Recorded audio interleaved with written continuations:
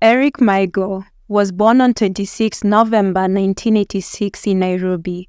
He was the fourth born to Zebedio Ondari, an accountant, and Dinah Ondari, a teacher.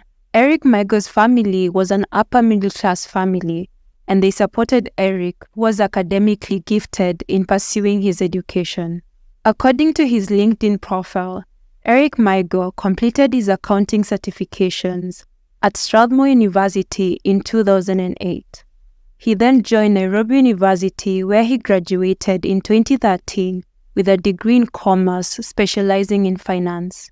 However, his thirst for knowledge was relentless, and in 2014, he rejoined Nairobi University for a master's degree in finance, graduating in 2016. Following his graduation, the hunt for jobs took him to work in insurance companies like Old Mutual and Britam General Insurance before joining Nairobi Hospital in 2020.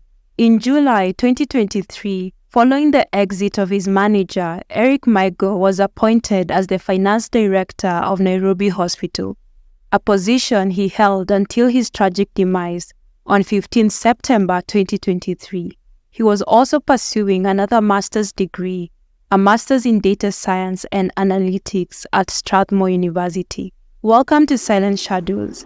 As always, if you appreciate our true crime storytelling, support our bi-weekly series by liking and subscribing. Together, we uncover compelling tales of crimes and mysteries in Kenya and beyond, presenting well-balanced narratives that respect the victims and their loved ones. However, the promotion to finance director of Nairobi Hospital came with a wave of fear for Eric, as his uncle reported during Eric's burial as seen here. Just to my brother, Sebedi Onjari. When this young man got a letter of appointment to come to Nairobi Hospital, he talked to me and he told me that place is extremely toxic. The young man has a good job at Britam. Do you really want to go to the mess of Nairobi Hospital? I'm one of the people who made the mistake and convinced him. Since he has won it competitively, allow him to come. I didn't know that it will come to this. My brother, I'm very sorry and I apologize. I did not know it would come to this. He had a premonition and unfortunately it eventually happened. I'm so sorry. I know how painful you are. Thank you so much. His uncle alleged that when Eric got the promotion, Eric called him, telling him that the Nairobi Hospital workplace was toxic to the extent that he feared for his life and had a premonition about his death before his life was brutally taken away from him on 15 September 2023. In addition to his academic and professional achievements, Eric Maigo's personal life reflected a love for outdoor activities and a strong bond with his friends and family. He found joy in exploring the outdoors, embarking on adventures with close friends. Apart from his adventurous spirit, Eric had a passion for music, particularly singing. These hobbies not only provided a balance to his academic and professional commitments, but also served as an outlet for relaxation and self-expression for Eric. Despite his busy schedule, Eric made a conscious effort to prioritize his family connections. He was known for his affection towards his relatives, especially his nieces and nephews. He would always make time to connect with them. However, it is noteworthy that, despite his deep connections with family and friends, Eric led a solitary life without having a family of his own. This solitude might be attributed to the demanding nature of his work and the extensive time he devoted to his education and career pursuits. On 14 September 2023, Eric Maigo had a great day at work. According to Nairobi Hospital CEO James Nyamongo, one of the last people to interact with Eric Maigo before his unfortunate demise the same day. According to James, they had a board meeting of the hospital's Finance and Investments Committee, during which Eric made an impressive presentation. After the meeting, James and Eric parted ways, promising to meet the next day, Friday, 15 September 2023, a promise that never came to pass. According to an investigation done by KTN documenting Eric's last activities after work, Eric headed to Nairobi Street Kitchen. He arrived at 8:44 p.m., accompanied by another man who was most likely his friend. They headed to the bar and ordered drinks. After a quick chat and with their beers in hand, Eric, in a sharp navy blue suit, is then seen on the CCTV camera alongside his friend, walking to a lady seated at a table who seemed to have been waiting for them. To help you follow the unfolding events of Eric's night, we will refer to this lady as Lady A. After a brief chat with his male friend and Lady A, Eric is seen in the CCTV camera leaving the establishment with Lady A, with the male friend being left behind. Eric and Lady A then headed to Kahawa West and stopped at KFC, where they placed their order and seemed friendly and bubbly as they waited for their chips, chicken, and soda. At 11:46 p.m., they received their order and Eric paid. However, it is unclear where he dropped Lady A off, but when Eric arrived at Quiver Lounge Kilimani in his Toyota Hilux Surf, he was alone. Upon entering the establishment, Eric seemed to be checking the vibe of the space and waiting to see where the night would take him. From his demeanor, it did not appear he was there to meet someone. Eric then proceeded to the bar, where he ordered a shot of Jaeger, a beer, and 2 other shots. He later proceeded to an unoccupied area within the lounge, where he sat alone, sipping his drinks. At 12:53 a.m., Eric beckoned a lady, whom we'll call Lady B, to his table. She briefly joined him at his table, and after a few whispers, she returned to her previous table where she was with her friends. In the establishment, he also interacted with another lady, whom we'll call Lady C. In the CCTV footage, Eric is seen departing Quiver Lounge alone. A few minutes later, Lady C then stopped by Eric's car in the parking lot, and they had a chat for about 20 minutes. Lady C then got into Eric's car, and the two left together. On the other side of town, Anne Adhiambo, also known as Nat, who lived with her mother Doreen Auma in Bombolulu, Kibera area, had an altercation with her mother. Between 11 a.m. and 12 midnight, she fled the house and headed for Impala Club alongside Ngong Road. This is when fate brought her and Eric Maigo together. At Impala Club, a 24-minute drive from Quiver Lounge in Kilimani, Eric noticed a young lady standing by the roadside. Her name, Anne Adhiambo. He stopped his car and asked her why she was on the side of the road at that time of night. Anne alleged that she told Eric she had been chased from home by her mother and was stranded. Eric then offered her rice and beans, which he had bought for himself as dinner. However, Anne said she did not want rice and beans. She wanted chips and chicken. Eric asked her where they might get chips and chicken nearby. They then went to KFC at the Junction Mall, where Eric bought her chips and chicken. Now, this is where things get bizarre and raise the question of whether Eric was preying on the young lady. According to Anne and her mother, at KFC, Eric told Anne that the chips and chicken were cold and offered to take her to his house to warm the food for her. Anne accepted the offer and got into Eric's car, and they headed to Eric's house at Woodley Estate. It is unclear when and where Lady C, whom Eric left Quiver Lounge with, alighted from Eric's car. Eric Maigo and Anne Adhiambo proceeded to enter Eric's house. There, they played loud music, which ended abruptly a few hours later, and the neighbors heard a commotion in the house with Eric groaning in pain. Alarmed, the neighbors dashed to the house, but the woman inside, Anne, refused to open the door. Amina Kamora, Eric's neighbor, reported the commotion to the Kibera police station. Upon arriving at the house at around 6 a.m. that Friday morning, 15 September 2023, the police found Eric next to his bed in a pool of blood, having been stabbed 25 times. There were also 2 knives next to Eric's body, which the police later established that had the same set of fingerprints, meaning the assailant used 2 different knives to commit the heinous act. However, Anne was nowhere to be found, and upon further investigation, the police established that she had escaped through the back door. The police retrieved CCTV footage from the compound, which showed Anne dressed in leopard print pants and a black and red jumper soaked in blood.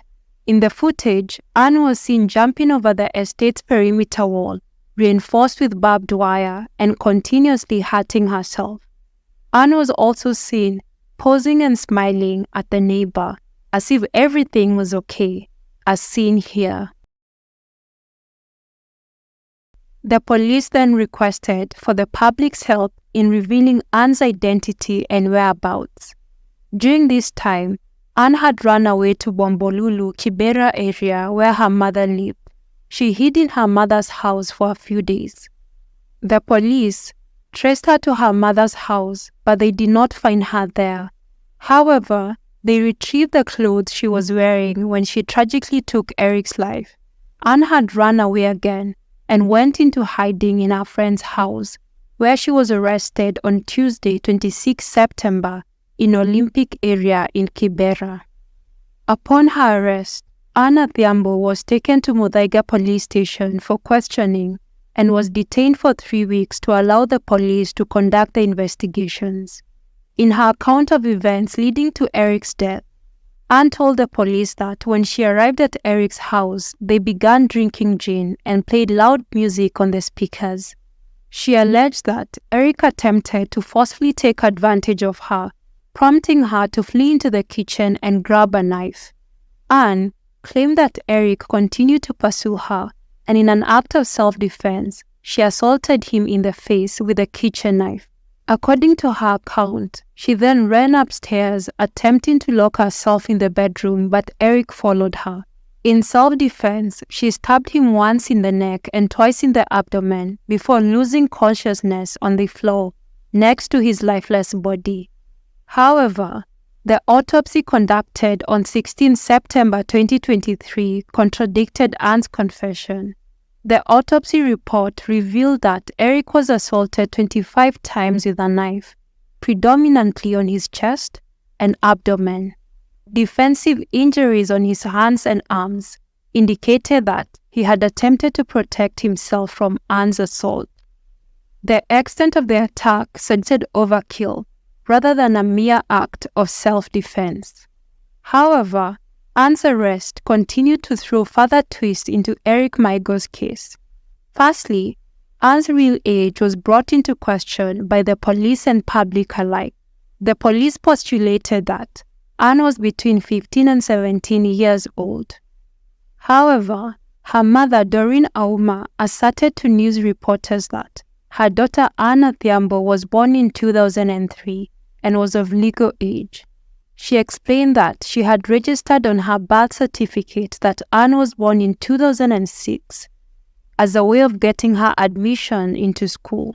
It is also important to note that Anne underwent an age and mental assessment on 12 October 2023 at Nairobi Hospital, ordered by the court. The assessments ascertained that Anne was not a minor and was of sound mind to stand trial. Anne's mother further disclosed to the news reporters the troubling history of her daughter. According to her account, Anne's disruptive behavior began around the age of 10 when she was in class 4 at Olympic Primary School. The situation worsened as her actions evolved to include theft. Anne stole clothes, money, and even mobile phones. Anne's aggression extended to violence against her mother, with instances of physical assault. In response to the escalating delinquency and aggression, Anne was enrolled in the approved school for girls in Dagoretti, a rehabilitation primary school designed for girls with behavioral issues. Staff members at the school informed reporters about the challenges in handling Anne, citing her difficult nature and the manifestation of psychopathic tendencies. Disturbingly, she showed cruel behavior such as torturing animals during her time at the school. Notably, there were instances where she damaged other students' bedsheet using razor blades. Despite her troubled behavior, Anne managed to complete her Kenya Certificate of Primary Education (KCPE) at the school between 2021 and 2022. Considering Anne's troubled past and the evidence of psychopathic tendencies that she displayed, the idea that she could commit a crime as severe as taking Eric's life is unfortunately not beyond consideration. Anne Adhiambo continued to perplex both the police and the courts when on 26 October 2023 she confessed to killing Eric Maigo in front of Justice Kanyi Kimondo at Milimani Courts. Despite the judge's insistence that Anne consults with her lawyers before pleading guilty, Anne held her ground, affirming her responsibility for the heinous act. To the relief of her lawyers and relatives, on 9 November 2023, in front of Judge Kavetsa Muchache, Anne changed her plea to not guilty. Despite this change in plea, the court on 14 December 2023 denied Anne's request for bail, considering her a flight risk. Anne Adhiambo remains remanded at Langata Women's Prison as the case continues, and will be sure to share the updates on the case as it unfolds. Eric Maigo Nchari was laid to rest on 29 September 2023 at his family home in Keboba, Nyaribari Chache in Kisii County, as seen here. The emotionally charged burial, so family and friends remember him as sweet, kind, and industrious. They also called for justice against Eric's killer, Anne Adhiambo. As Eric Maigo's case unfolds, questions arise. While buying Anne food at KFC may have seemed as an act of kindness by Eric, the motive behind him offering to take her home to warm the food raises questions. Firstly, why did Eric not seek assistance from the KFC server for warming the food and insisted that Anne follows him home to warm the food? Secondly, did Eric attempt to entice Anne, a girl from a poor background, to his home for intimate acts after facing rejection at the bars he visited that night? Thirdly, given Anne's troubled history and psychopathic tendencies, did she snap that night? And if so, what triggered it? Could Anne have attempted stealing from Eric, considering her known record as a petty thief? Could this act have escalated into a confrontation resulting into Eric's death? Or did Eric indeed try to take advantage of Anne? Share your thoughts in the comments below. As we await further developments on the case, our deepest condolences go out to Eric Maigo's family and friends, and may he rest in eternal peace. Thank you for joining us today, and don't forget to subscribe to our channel for updates on the case. Until then, take care, stay safe, and always trust your gut.